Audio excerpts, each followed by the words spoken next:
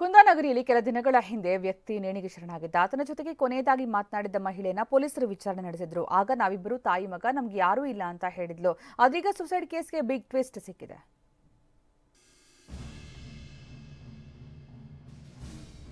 ಬೆಳಗಾವಿಯಲ್ಲಿ ಯುವಕನ ಆತ್ಮಹತ್ಯೆ ಪ್ರಕರಣಕ್ಕೆ ಟ್ವಿಸ್ಟ್. ಮೃತನು ತನ್ನ ಮಗ ಎಂದಿದ್ದವಳು ತಾಯಿ ಎಲ್ಲವಂತೆ. ಜನವರಿ 31ರಂದು ಬೆಳಗಾವಿ ಜಿಲ್ಲೆ ಬೆಚ್ಚಿ ಬಿದ್ದಿತ್ತು. ಖಾನಾಪುರ ತಾಲೂಕಿನ ಲಿಂಗನಮಠ ಗ್ರಾಮದ ಮರಕ್ಕೆ ನೇಣು ಬಿಗಿದುಕೊಂಡು ಬಸವರಾಜ ವೆಂಕಟ್ ಆತ್ಮಹತ್ಯೆಗೆ ಶರಣಾಗಿದ್ದ.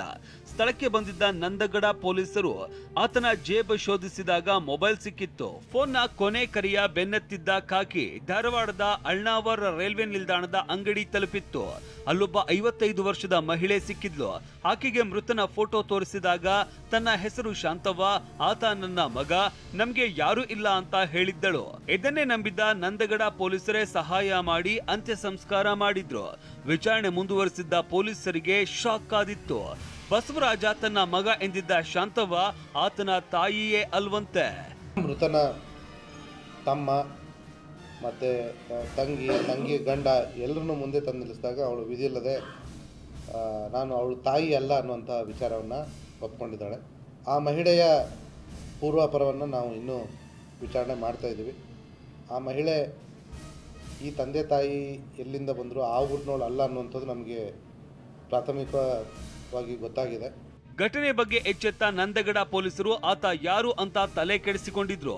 ಶಾಂತವ್ವಳನ್ನ ವಿಚಾರಿಸಿದ್ರೆ ಮೊದಲು ಬಾಯ್ಬಿಟ್ಟಿರ್ಲಿಲ್ವಂತೆ. ತನಿಖೆ ವೇಳೆ 4-5 ಊರು ಹೆಸರು ಹೇಳಿ ಡಂಬರಮತ್ತೂರಿನ ಎಂದಿದ್ಲು. ಈ ಊರಿಗೆ ಹೋದ ಪೊಲೀಸರಿಗೆ ಬಸವರಾಜ ವೆಂಕಟ್ನ ನಿಜವಾದ ತಂದೆ ತಾಯಿ ಸಿಕ್ಕಿದ್ರು. ಆಗ್ಲೇ ನೋಡಿ ನೌಟಂಕಿಯ ನಿಜ ರೂಪ ಬಯಲಾಯಿತು. ಬಸವರಾಜ್ಗೆ ಶಾಂತಮ್ಮ ಗೋವಾದಲ್ಲಿ ಪರಿಚಯವಾಗಿಲ್ಲಂತೆ. ಆಕೆ ತಾಯಿಯಲ್ಲ, ಮಗನ ಜೊತೆಗೆ ಅನೈತಿಕ ಸಂಬಂಧ ಇಟ್ಟುಕೊಂಡಿದ್ದಾಕೆ ಅಂತ ಬಸವರಾಜನ ತಾಯಿ ನೀಲಮ್ಮ ಕಣ್ಣೀರು ಹಾಕಿದ್ಲು. ಹಾವೇರಿಯಿಂದ ಅಣ್ಣಪ್ಪ ಬಾರ್ಕಿ ಜೊತೆ ಸಹದೇವ ಮಾನೆ, TV9 ಬೆಳಗಾವಿ.